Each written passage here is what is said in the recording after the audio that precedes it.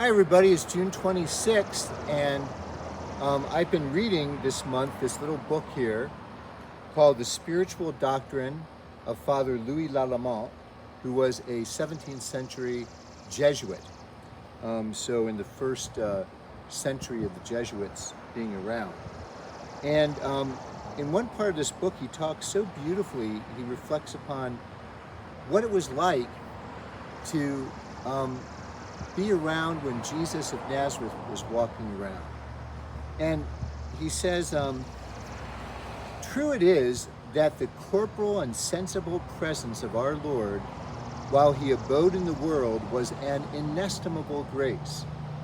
To behold a God conversing visibly with men and women, to hear him speak, to see him work miracles, to behold resplendent in his countenance the features of divine majesty, its benignity and sweetness, to receive him under one's roof, to give him food to eat, to talk familiarly with him.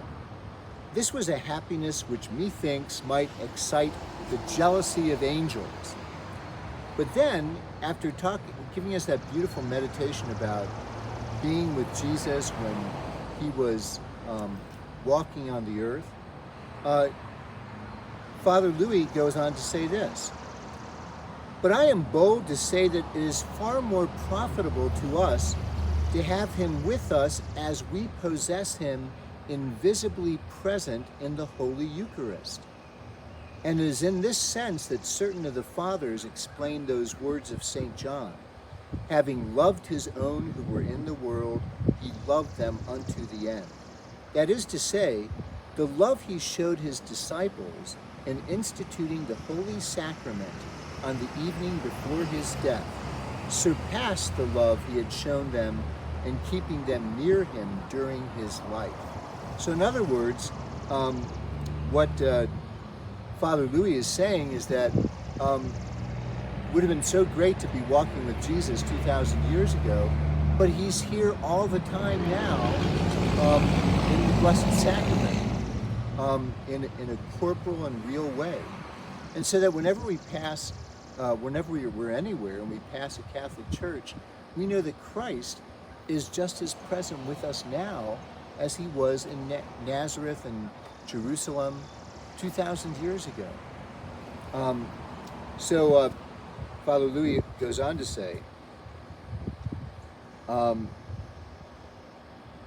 soul well disposed receives in a single communion a fervor greater beyond comparison than all that flows from all the visions and revelations which all the saints united have ever had.